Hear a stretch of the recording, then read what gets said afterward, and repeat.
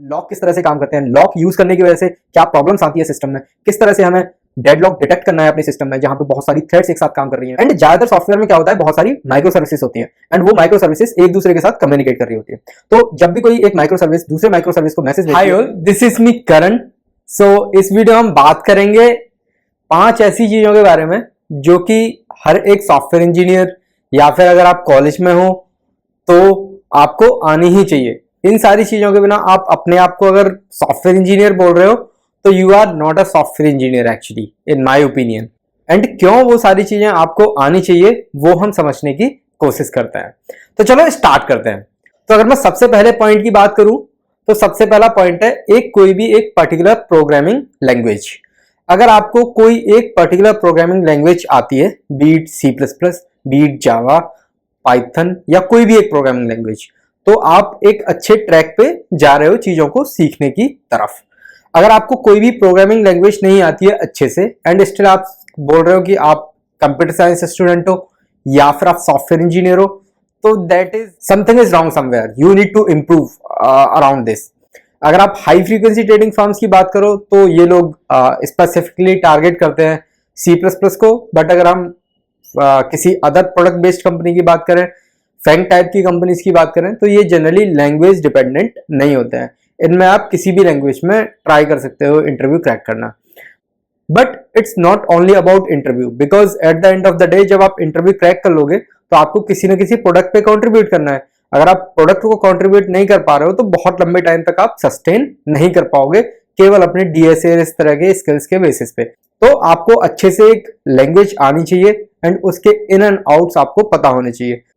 For example let's say मैं सी plus plus की बात करूं, अगर आप बोल रहे हो कि आपको सी प्लस प्लस आती है, then you should be knowing everything कि वेक्टर इंटरनली कैसे काम करता है, हैश मैप कैसे इंटरनली इंप्लीमेंट होते हैं सी प्लस प्लस में, ये सारी चीजें आपको आनी चाहिए।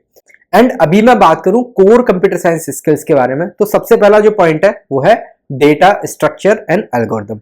तो अगर आप फैंग टाइप की कंपनीज को टारगेट कर रहे हो या फिर एचएफटी टाइप की कंपनीज को टारगेट कर रहे हो तो आप डेटा स्ट्रक्चर एंड एल्गोरिथम के अराउंड अच्छे होने चाहिए। एंड अच्छे नहीं है यानी कि आप उस टाइप के नहीं है कि कोड शेफ या फिर कोड फोर्सेस पे आपकी 6 स्टार 5 स्टार टाइप की रैंकिंग हो, बट स्टिल आपको जो बेसिक आइडिया है वो होना चाहिए चीजों का। बिकॉज लेट से कल को आप किसी भी अच्छी कंपनी को क्रैक करते हो एंड वहां पे जाने के बाद ना आपको कुछ तो ऐसा करना पड़ेगा जिसकी वजह से उनके जो प्रोडक्ट हैं वो इनोवेटिव बन पाए, जिसकी वजह से वो मार्केट में अदर जो प्रोडक्ट्स हैं उनको कॉम्पीट कर पाए। तो उसके लिए आपको अपना इनोवेटिव दिमाग लगाना पड़ेगा एंड उसके लिए आपको चीजों का आइडिया होना चाहिए कि कौन सी चीज किस केस में किस तरह से काम करती है। फॉर एग्जाम्पल लेट से कोई एक पर्टिकुलर केस था, उसमें आपको हीप यूज करना था, बट लेकिन उसके लिए आपने अरे यूज किया, तो अरे की वजह से क्या हुआ कि आपकी जो कॉम्प्लेक्सिटी है वो डिक्रीज हो गई या फिर आपका जो सोल्यूशन है वो इतना एफिशिएंट नहीं हो पाया, जिसकी वजह से जो प्रोडक्ट है वो उतना अच्छा परफॉर्म नहीं कर पाया। तो जो सेकंड पॉइंट था वो था डेटा स्ट्रक्चर एंड एल्गोरिथम। तो कम से कम आपको 200 से 300 प्रॉब्लम इसके अराउंड करनी चाहिए। अगर आप इतना कर लेते हो तो आपको एक अच्छी अंडरस्टैंडिंग हो जाएगी डेटा स्ट्रक्चर एंड एल्गोरिथम के अराउंड। अभी मैं तीसरे पॉइंट की अगर बात करूं तो वो है ऑपरेटिंग सिस्टम। तो जनरली होता क्या है कि जितने भी लोग जनरली फैंग टाइप की कंपनीज को ट्राई कर रहे होते हैं वो लोग ऑपरेटिंग सिस्टम पे उतना ज्यादा फोकस नहीं कर रहे होते हैं। लेकिन वहीं पे अगर मैं बात करूं, अगर आपको क्रैक करनी है कोई भी हाई फ्रीक्वेंसी ट्रेडिंग फर्म, तो आप इस पर्टिकुलर सब्जेक्ट को छोड़ ही नहीं सकते। तो इस सब्जेक्ट में आप बहुत सारी ऐसी चीजें पढ़ते हैं जो रियल लाइफ में जब आप state of the art system design करते हो तो उस टाइम पे आपको चाहिए होता है। फॉर एग्जाम्पल कि लॉक फ्री प्रोग्रामिंग किस तरह से काम करती है या फिर लॉक किस तरह से काम करते हैं, लॉक यूज करने की वजह से क्या प्रॉब्लम्स आती है सिस्टम में, किस तरह से हमें डेडलॉक डिटेक्ट करना है अपने सिस्टम में जहां पे बहुत सारी थ्रेड्स एक साथ काम कर रही हैं, किस तरह से मेमोरी मैनेजमेंट करना है, किस तरह से फाइल सिस्टम्स इंटरनली काम करते हैं सिस्टम के अंदर। तो ये सारी चीजें अगर आपको नहीं आ रही होंगी तो आप केवल ये है कि बेसिक वेब डेवलपमेंट टाइप का वर्क कर सकते हो, बट जो state of the art systems होते हैं जो इंटरनली हार्डवेयर को यूज कर रहे होते हैं या फिर रैम को यूज कर रहे होते हैं ऑप्टिमल वे में, वो किस तरह से डिजाइन होते हैं वो आप नहीं कर पाओगे। तो ऑपरेटिंग सिस्टम का आना एक बहुत ही जरूरी स्किल है जो सारे लोग को आना चाहिए अगर आप एक अच्छे डोमेन में काम करना चाह रहे हो। तो अभी अगर मैं बात करूं फोर्थ पॉइंट के बारे में, and that point is computer networks. तो अभी आज के टाइम पे क्या है कि जितने भी हम सॉफ्टवेयर डिजाइन करते हैं वो सारे सॉफ्टवेयर इंटरनेट पे वर्क कर रहे होते हैं। एंड ज्यादातर सॉफ्टवेयर में क्या होता है, बहुत सारी माइक्रो सर्विसेज होती हैं एंड वो माइक्रो सर्विसेज एक दूसरे के साथ कम्युनिकेट कर रही होती है।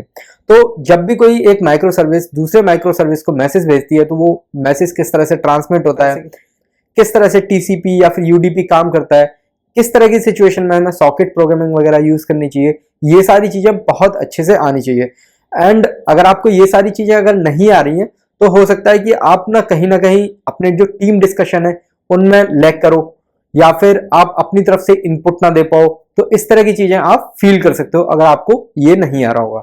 तो अगर आप फैंग टाइप की कंपनीज के लिए ट्राई कर रहे हो तो अगेन हो सकता है कि आपके जो इंस्ट्रक्टर हैं या कॉलेज वाले लोग हैं वो बोल रहे हो कि इन पे फोकस मत करो because they are not gonna ask all these questions. लेकिन आपको ये सारी चीजें आनी चाहिए। एंड अगर आप स्पेसिफिकली टारगेट कर रहे हो कि high frequency trading firms crack करने के लिए तो आपको कंप्यूटर नेटवर्क्स एक एसेंशियल सब्जेक्ट बन जाता है। इसके बिना आप हाई फ्रीक्वेंसी ट्रेडिंग फर्म्स को चांसेस आर वेरी हाई कि क्रैक कर ही ना पाओ। तो आपको कंप्यूटर नेटवर्क्स की एक अच्छी नॉलेज होनी चाहिए अगर आप इस तरह की कंपनीज को क्रैक करना चाह रहे हो एंड देन वहां पे जाके कुछ मीनिंगफुल वर्क करना चाहते हो।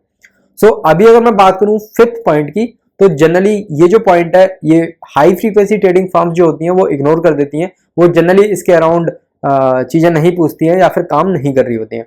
Then that point is MySQL या फिर DBMS।